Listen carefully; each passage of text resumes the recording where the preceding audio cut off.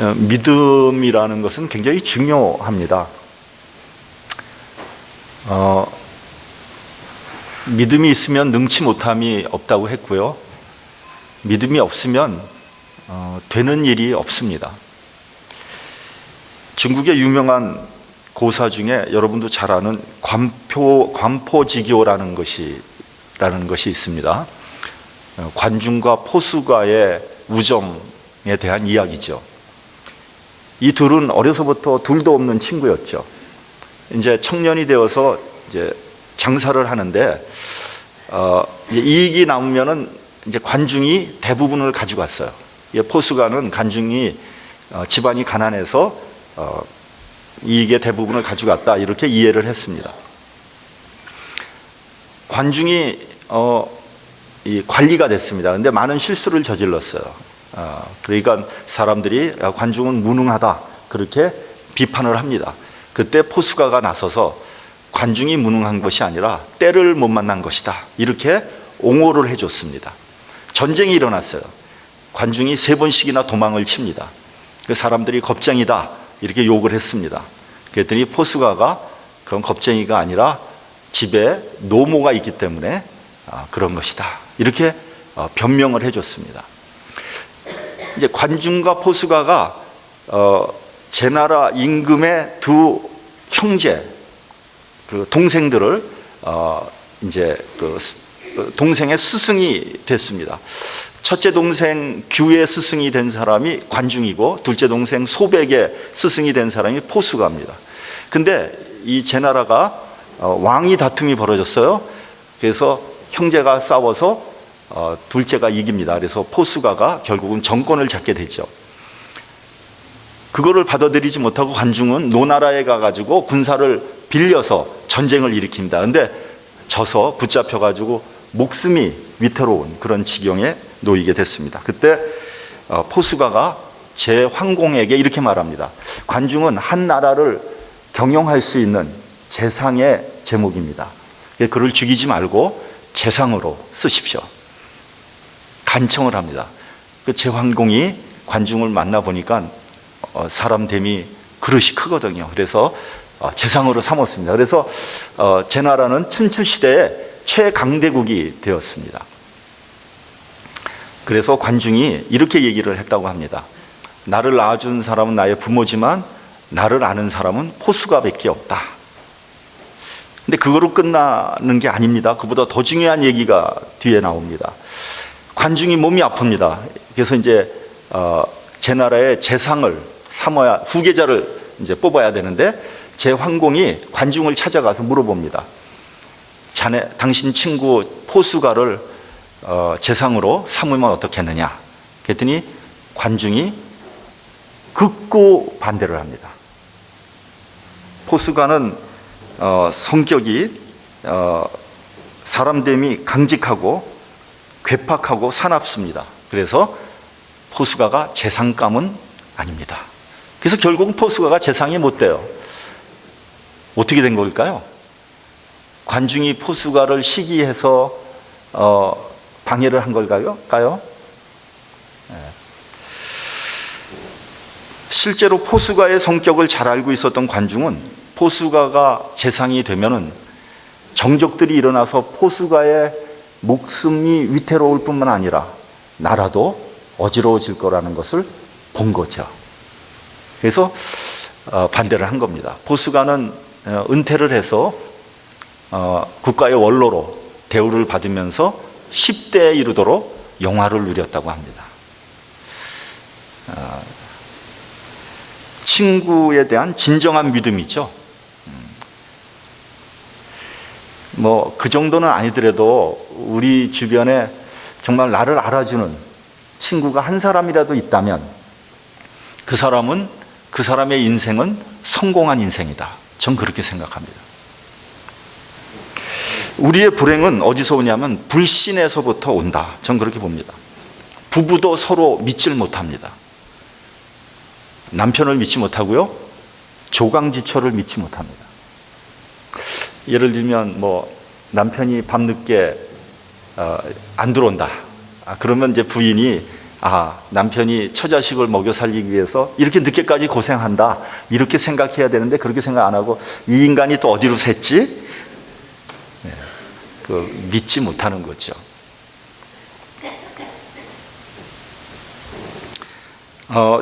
한국에 있는 제 친구 중에 사업을 해서 상당히 성공한 친구가 있습니다. 돈을 많이 벌었어요. 근데 지난 미국의 서브프라임 몰게이지 사태 때 회사에 어려움이 온 거예요. 그래가지고 이제 이 친구가 자기 부인이 돈을 갖고 있는 걸 아니까 그 갖고 있는 돈을 좀 빌려달라. 근데 그 돈도 역시 이 친구가 번 거죠. 벌어서 부인을 준 거죠. 그랬더니 회사가 어려워서 좀 돈이 필요하다, 빌려달라 했더니 이 부인이 단호히 거절을 한 거예요. 아니, 남편의 회사가 어려워서 부도 일보 직전까지 왔는데 그 돈을 좀 필요한 돈을 달라 했더니 그걸 거절한다. 어떻게 된 겁니까 이게? 남편이나 아내를 믿는 것이 아니라 돈을 더 믿는 거 아니겠습니까? 제 마누라 같으면 돈이 없어서 그렇지 돈만 있으면 그냥 있는 돈 없는 돈 다 꺼내가지고 줄 텐데 말이죠. 안 그래요? 모르지 또. 해봐야 아는 거지. 그렇게 되는 거예요. 그래서 제가 속으로 그런 생각을 했어요. 야, 네가 돈은 많이 벌었지만 네 결혼 생활은 그렇게 행복하지 않구나. 여러분, 가정이 그러니 직장, 사회, 국가는 말해 뭐 하겠습니까? 서로 믿지 못하는 거예요. 유불리만 따지는 거예요. 야합과 배신이 난무합니다. 대통령 선거를 얘기 안 할 수 없어요. 미국 대통령 선거는 막장 그런 막장이 없어요. 공화당 후보들, 테드 크루즈 후보는요, 혼에 정사한 여인이 5명이다 이래가지고 실명하고 사진까지 타블로이드 신문에 이렇게 나왔어요. 보도가 됐어요. 테드 크루즈는 그 보도를 극구 부인하면서 그 배후에 트럼프가 있다고 그렇게 주장을 했습니다. 근데 또 정말 희한한 것은 뭐냐면요, 트럼프는 거짓말과 막말을 밥 먹듯 하는데도 인기가 계속해서 올라가는 거예요. 그래서 이건 공화당 대통령 후보 대세가 된 것 같아요. 이제는 물을 방법이 없는 것 같아요. 미국이 왜 이렇게 됐는지 모르겠어요. 그럴 리는 없겠지만 혹시 이 친구가 대통령이 되면은 미국에서 계속 살아야 할까? 지금 고민이에요. 미국만 그렇습니까? 한국의 선거판도 이해 못지 않아요. 김 장로님 패권 정치, 배신의 정치, 옥새 파동.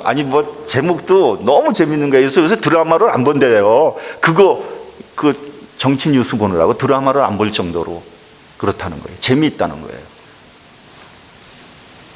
왜 이런 일들이 일어나고 있는 겁니까? 최소한의 믿음도 없는 거예요. 최소한의 예의도 없는 겁니다. 그래서 애들 보기가 부끄러울 지경이라는 거예요. 그러니까 불신 사회의 전형을 보는 것 같습니다. 근데 더 큰 문제는 뭐냐면요, 불신이 체질화된다는 겁니다. 불신의 체질화는 하루아침에 이루어지는 것이 아니고요, 오랜 동안 믿지 못하는 것이 쌓여서 만들어지는 것입니다. 그래서 나중에는 무슨 소리를 해도 믿지 못하는 거예요. 진짜 콩으로 메주를 쓴다 그래도 못 믿는 거예요. 불신이 체질화되면요, 아무 일도 할 수 없습니다. 생명이 없습니다. 우리 본문 31절 같이 봉독하겠습니다. 본문 31절. 자, 시작. 오직 이것을 기록함은 너희로 예수께서 하나님의 아들 그리스도이심을 믿게 하려 하며 또 너희로 믿고 그 이름을 힘입어 생명을 얻게 하려 함이니라. 자, 이 본문을 이렇게 보면요, 예수께서 그리스도이심을 믿게 하려 합니다. 그래서 그 믿고 그 이름에 힘입어 생명을 얻게 하려고 한다. 이 말씀은 바꿔 말하면 뭐냐면 그 말씀을 믿지 못한다면 생명이 없다는 겁니다. 그러니까 믿음과 생명이 직결되어 있는 거예요. 여러분 그런 생각 해보셨어요?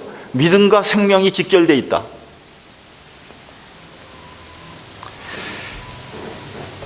그렇습니다. 여러분, 믿음이 없으면요 불안해지죠.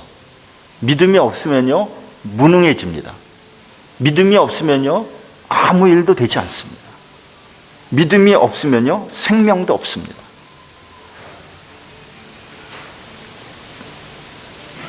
진리가 진리가 되고요 생명이 생명이 되는 것도 믿음에서 비롯되는 겁니다. 엄연한 사실도요 내가 믿지 않는다면 그것은 나에게 사실일 수가 없는 거예요. 진리도 내가 진리로 받아들이지 않으면요 내가 그것이 나에게 진리가 되지 못합니다. 생명도 내가 믿지 못하면 나에게 생명이 될 수 없는 겁니다. 예를 한번 들어볼까요? 노아의 시대 때, 홍수 때 노아의 얘기를 듣는 사람은 한 사람도 없었습니다. 그래서 어떤 일이 일어났습니까? 큰 비가 내려서 홍수가 일어났죠. 그래서 모든 사람을 지상에서 쓸어가 버렸습니다. 생명을 잃게 된 것입니다. 믿음과 생명이 직결되어 있다는 것을 우리에게 보여주고 있는 겁니다. 그러면 여러분, 우리는 무엇을 믿어야 합니까? 하나님의 말씀을 믿는 겁니다. 지난주에도 말씀드렸지만 저는 기독교의 믿음 중에서 가장 핵심적인 믿음을 저는 두 가지라고 생각을 합니다. 첫째는 창조에 대한 믿음입니다. 창세기 1장 1절을 보면 태초에 하나님이 천지를 창조하시느니라, 이 사실을 믿어야 한다는 겁니다. 여기서의 창조는 무에서 유를 만들어내는 창조입니다. 무에서 유를 창조하신 하나님을 믿는다면 성경에 나와 있는 그 모든 기적 사건들 믿지 못할 이유가 없는 겁니다. 모든 역사가 가능한 겁니다. 둘째는 지난주에도 말씀드렸지만 재창조의 역사입니다. 다시 말하면 부활의 역사입니다. 부활은 죽음에서 생명으로 옮겨지는 재창조의 역사인 거죠. 이 생명의 사건을 믿어야 됩니다. 그래야지 생명이 있는 그리스도인입니다. 자, 한 걸음 더 들어가 보겠습니다. 여러분 한번 잘 들어보세요. 부활 사건은요, 내가 믿든지 말든지 어찌 됐건 간에 역사적인 사건입니다. 이 부활 사건이 부활 신앙으로 발전해야 됩니다. 부활 사건이 객관적인 사실이라면 부활 신앙은요, 그 객관적인 사실이 나에게 부딪혀서 주관적인 부활 신앙이 되는 겁니다. 부활 신앙이 되었을 때 이 부활 사건이 나에게 부활로 역사하는 겁니다. 본문 27절을 보면요, 예수께서 도마에게 내 손가락과 내 손으로 만져보고 믿는 자가 되라, 이렇게 되어 있습니다. 근데 여러분, 이 말씀을 우리가 잘 한번 생각해 봐야 됩니다. 부활하신 예수님을 만져봤으면 믿는 것이 당연한데 왜 믿는 자가 되라 이렇게 말씀하셨을까?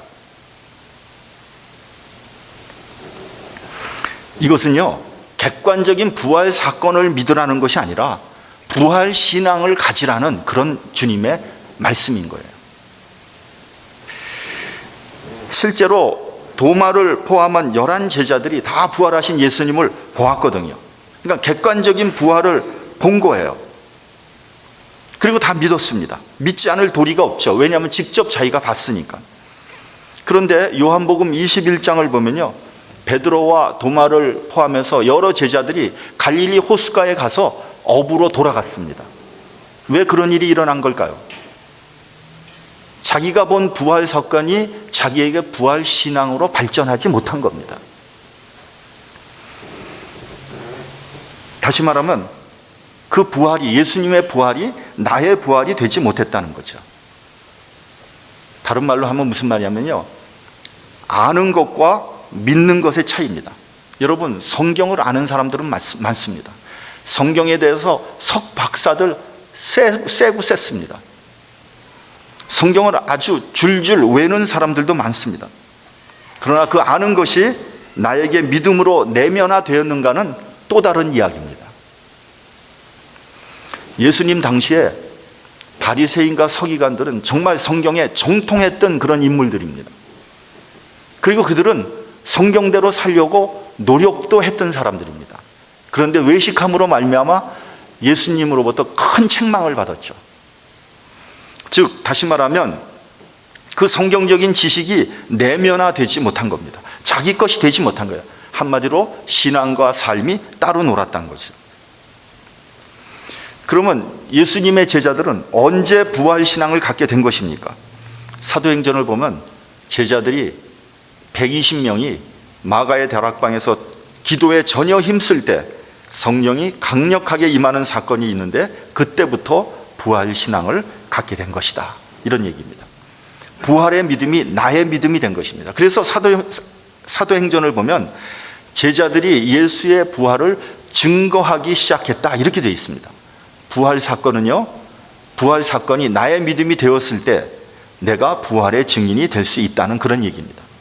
자, 오늘 본문은요, 도마의 이야기입니다. 우리 본문 24절을 봉독하겠습니다. 본문 24절 시작. 12제자 중에 하나인 디두머라 하는 도마는 예수 오셨을 때 함께 있지 아니한지라. 요한복음 20장 19절을 보면 안식 후 첫날, 그러니까 예수께서 십자가에 달리셔서 죽으시고 사흘이 지난 다음에 부활하셔서 막달라 마리아에게 보이시고요, 다시 10명의 제자들이 모인 장소에 나타나셨습니다. 두려워하는 제자들에게 예수님이 너희에게 평강이 있을지어다 라고 말씀하시고 손과 옆구리를 보여주셨습니다. 그 당시 제자들에게 가장 필요했던 것이 뭐냐? 평강입니다. 평강. 왜냐하면 잘못하면 붙잡혀서 죽을지도 모르는 그런 두려움에 떨고 있었거든요.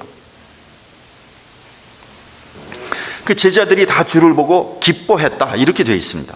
근데 그 자리에 도마가 없었습니다.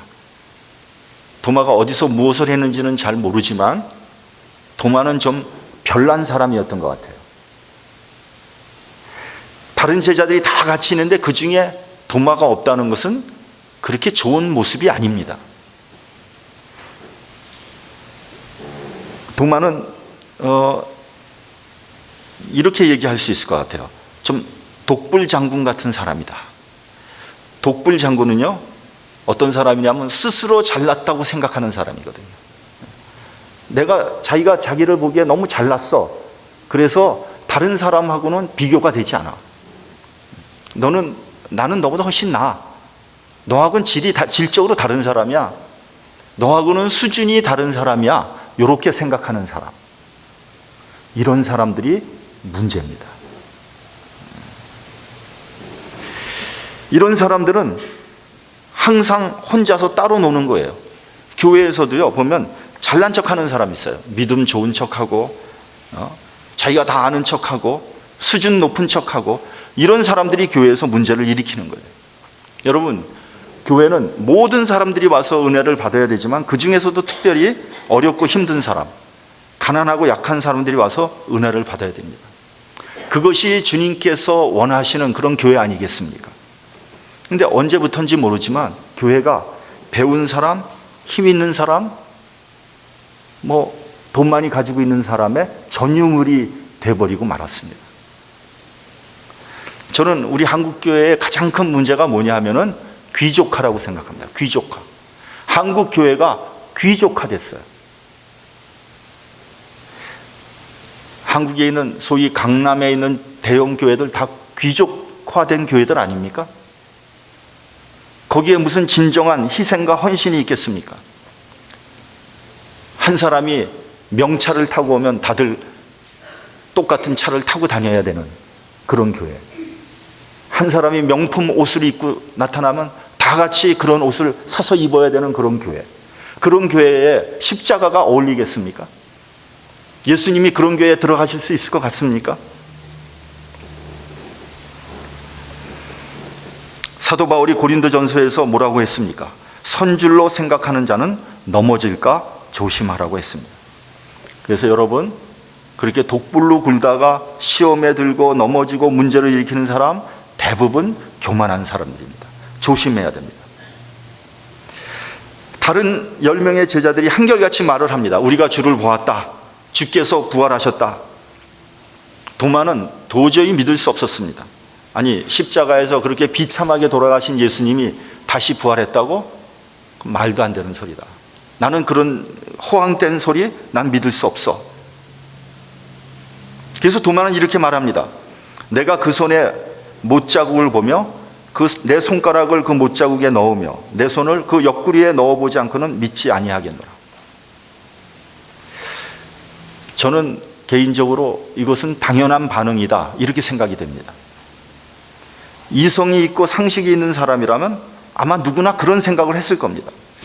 저는 성경에서 이런 면이 굉장히 좋습니다.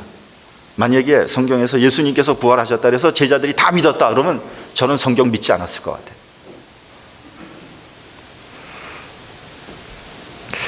우리의 이성과 상식으로 믿지 못하는 것은 의심해 보는 것, 그건 당연한 일이다.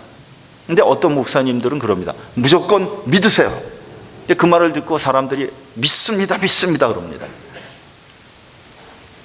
이제 그런 분들을 보면요, 믿어지지 않는 것을 억지로 믿으려고 하는 것 같아서 안쓰러운 생각이 드는 거예요.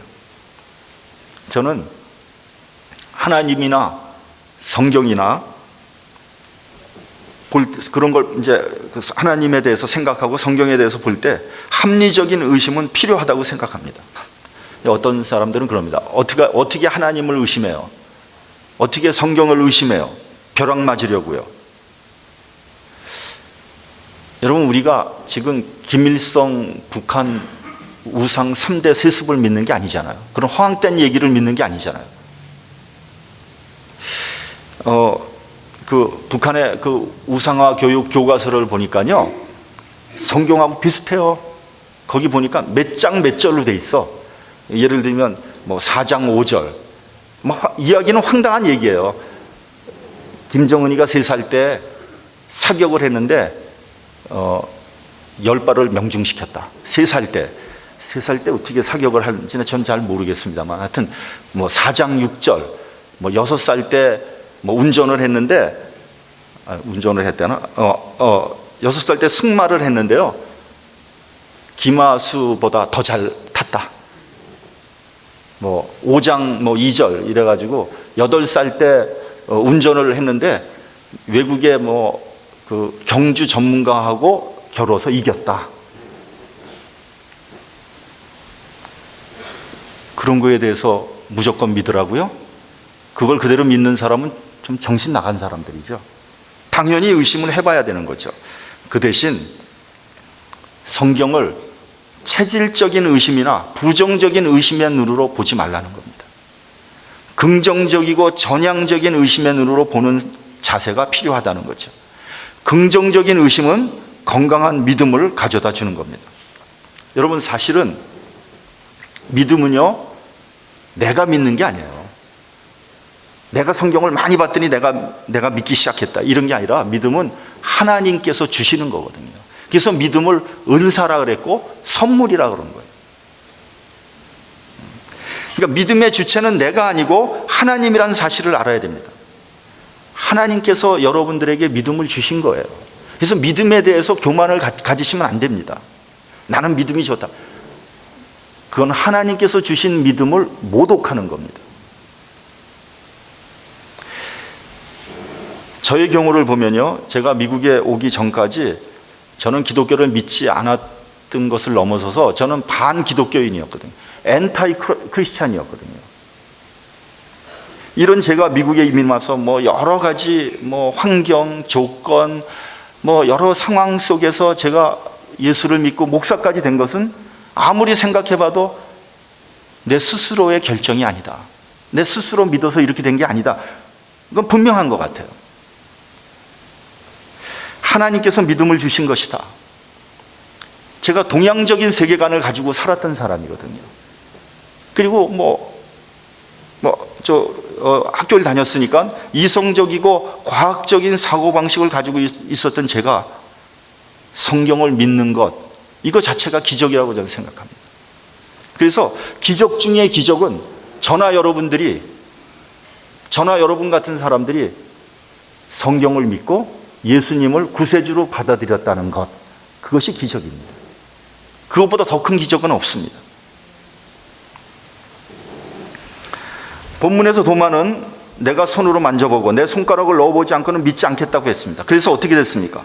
그 후에 8일이 지나고 나서 도마와 다른 10명의 제자들이 함께 있을 때 예수께서 다시 나타나셨습니다. 얼마나 감사한 일입니까? 도마를 사랑하셔서 예수께서 직접 나타나셔서 당신을 보여주신 거예요. 왜냐하면 주님은 도마가 의심하고 있다는 것을 알고 있었기 때문입니다. 도마에게 말씀하십니다. 그렇게 의심이 되면 내가 직접 만져봐라. 그리고 믿는 자가 되라. 여기에서 도마는 거꾸러집니다. 그리고 이렇게 고백을 합니다. 28절 같이 봉독하겠습니다. 시작. 도마가 대답하여 가로되 나의 주시며 나의 하나님이시니이다. 그러자 예수께서 이렇게 말씀하셨습니다. 너는 나를 본고로 믿느냐? 보지 못하고 믿는 자는 복되도다. 그럼 많은 사람들이 보고 믿으려고 합니다.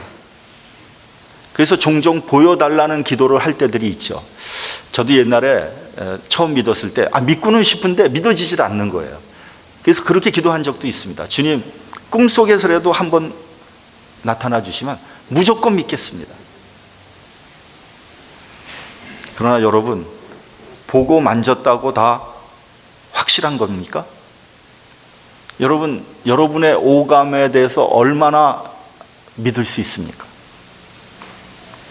미안하지만 우리의 오감은요, 그렇게 신뢰할 만하지 않습니다. 우리는 종종 착각을 일으키기도 합니다.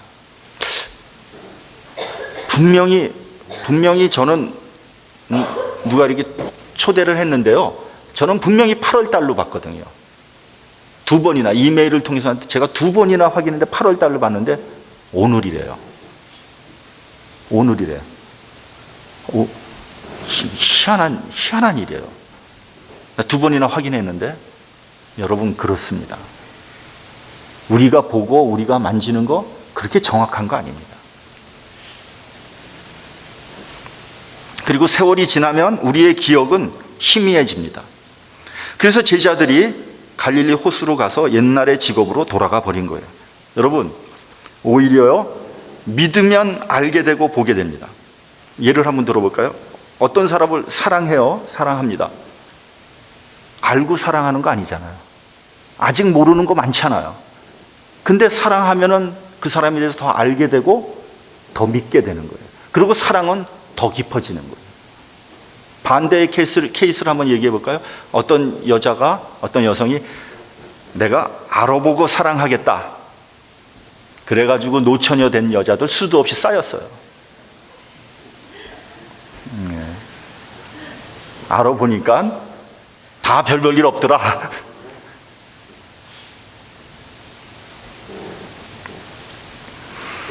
그런 사람은 사랑을 할 수 없습니다. 마찬가지로 알고 믿는 것이 아니에요. 믿으면 알게 되는 겁니다.